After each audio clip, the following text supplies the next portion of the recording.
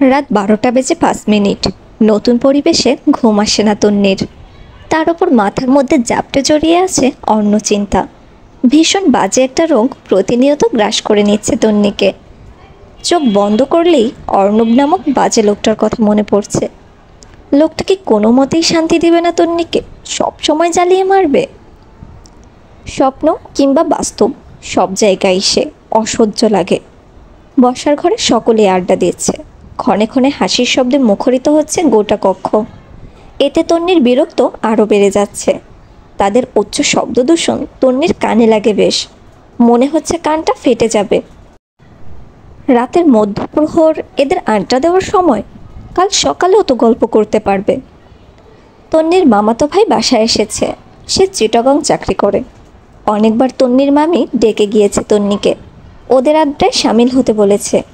মাথা ব্যথার দোহাই দিয়ে এড়িয়েছে তন্নি। একা কক্ষে বসে থাকার চেয়ে ওদের আড্ডায় সামিল হওয়ার ঢের ভালো ছিল। কিন্তু তন্নি কোনো মতেই যাবে না, তারও একটা যথাযথ কারণ রয়েছে। তন্নির মামাতো ভাই ইয়াস গত বছরই প্রপোজ করেছিল তাকে। যে পুরুষ প্রেমের প্রস্তাব পাঠায় সেই পুরুষের সামনে যাওয়া তন্নির কাছে অস্বস্তিকর ব্যাপার, দৃষ্টিকটু লাগে।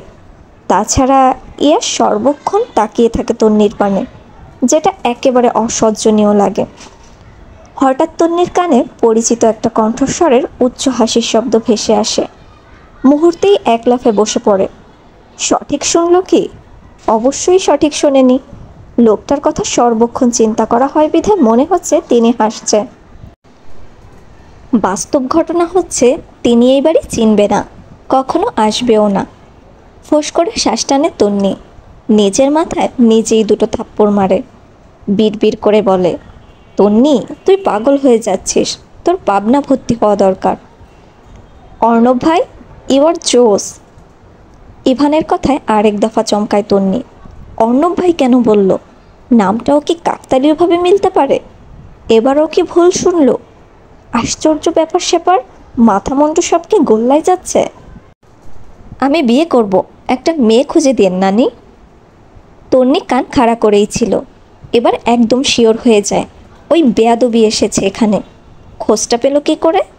আজকে ইচ্ছে মতো কিছু কথা শোনানো দরকার তাকে। তিনি কি কোনোদিনও মানুষ হবে না? বাদর বাদরই থাকবে। বয়স হয়েছে 29, সঠিক সময়ে বিয়ে করলে তো ফুলসজ্জা করলে এক বাচ্চার বাবা হয়ে যেত। তার বাদরামি মানা যায়?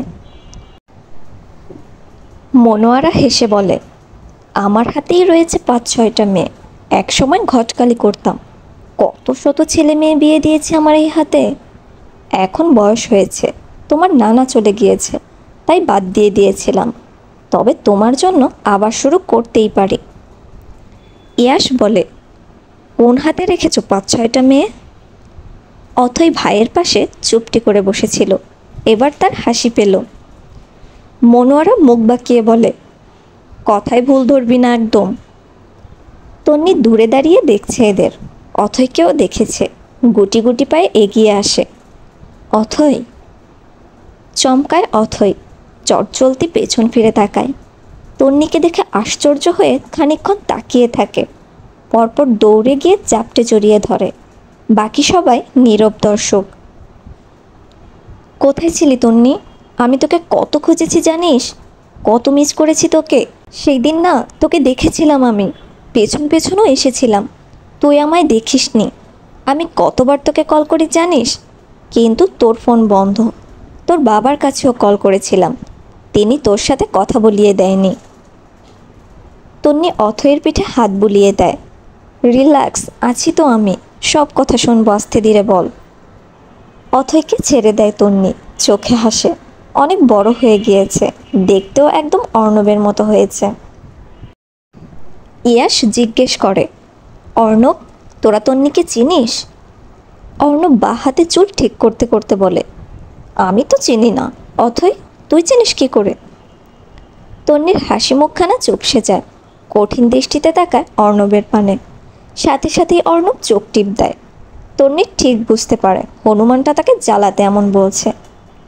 অথই বলে, দা ভাই, তুই ভুলে গিয়েছিস, ও তন্নি। অথইকে থামিয়ে তন্নি বলে, আরে অথই থাক, ছেড়ে দে, ভাব নিচ্ছে চিনে না। বোঝাতে যাচ্ছে তার মস্তিষ্কে গোবর ভরা, কিছুই মনে রাখতে পারে না, মাঝে মধ্যে নিজের নামটাও ভুলে যায়। অর্ণব ছোট ছোট নয়নে তাকায় তন্নির পানে, অথই মুখ টিপে হাসে। ঠিক হয়েছে। ইভান বলে, অর্ণব ভাইয়া, তোমার মাথায় গোবর ভরা? অর্ণব চোয়াল শক্ত করে দাঁতে দাঁত চেপে বলে, ওহো, তুমি ওই তন্নি যার কাছে নাম জিজ্ঞেস করলেই ফ্যাস ফ্যাস করে কেঁদে ফেলতো আর নাকে সর্দি জমত। সকলেই হেসে ওঠে অর্ণবের কথায়। তন্নিও থেমে যাওয়ার পাত্রী নয়। সে মেকি হেসে বলে, যাহ ভাইয়া, বারবার কেন প্রমাণ দিচ্ছেন মাথায় গোবর নিয়ে ঘুরেন? আমার নাকে কখনোই সর্দি থাকতো না। নানু বলো, ইয়াশ ভাইয়া বলুন, অথই তুইও বল। সকলেই সম্মতি জানায় তন্নির নাকে সর্দি থাকতো না। এবার জিতে গেল তন্নি। একটু ভাব নিয়ে বলে, বুড়ো হয়ে গেলেন, এখনো বুদ্ধি হাঁটুর নিচে রয়ে গেল। আপনার যে কি হবে ভাইয়া, বউ টিকবে না আপনার, হাতে ডিভোর্স পেপার ধরিয়ে চলে যাবে। একটু চালাক চতুর হন। বলেই অথয়ের হাত টেনে চলে যায়। আজকে সারা রাত গল্প করবে অথয়ের সাথে। কত কথা জমে আছে, কত আলাপ করা বাকি। তন্নি চলে যেতেই অর্ণব বিড়বিড় করে বলে, বউ আমায় খাড়ার উপর অপমান করে গেল, এই অপমানের জবাব দেওয়া প্রয়োজন অতি দ্রুত।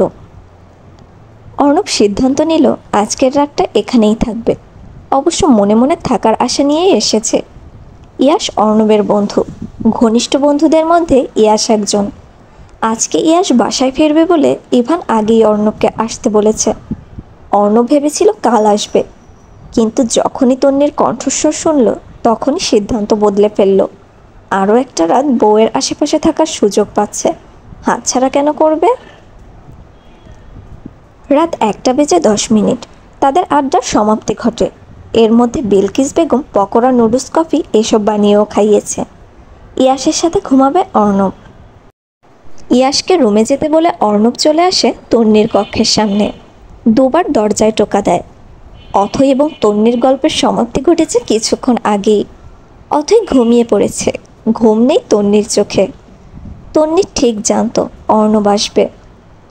চটজলদি শোয়া থেকে উঠে গায়ে ওড়না জড়িয়ে নেয়, রুমের লাইট বন্ধ করে আস্তে করে দরজা খুলে এবং অর্ণবকে কিছু বলার সুযোগ না দিয়েই বলে ওঠে, এখানে কেন এসেছেন? অর্ণব হেসে জবাব দেয়, তোমার নানিকে বিয়ে করব, হবু বউয়ের সাথে রোমান্স করতে এসেছি। তোমার কোনো প্রবলেম? তন্নি অর্ণবের চুলগুলো মুঠো করে ধরে টেনে দেয়, রাগে গিজ গিজ করতে করতে বলে, আপনার মুখ দেখতেও ইচ্ছে করে না। অর্ণব নিজের চুলে হাত বুলায়, এদিক ওদিক দৃষ্টি ঘোরাতে ঘোরাতে বলে, দেখতে ইচ্ছা করে না তাতেই বিড়ালের মতো তাকিয়ে থাকো? বাই এনি চান্স যদি দেখতে ইচ্ছা করতো তাহলে কি করতে? তন্নি অর্ণবের বুকে ধাক্কা দিয়ে তাকে সরিয়ে ঠাস করে দরজা বন্ধ করে দেয়। বাদর ছেলে কোথাকার।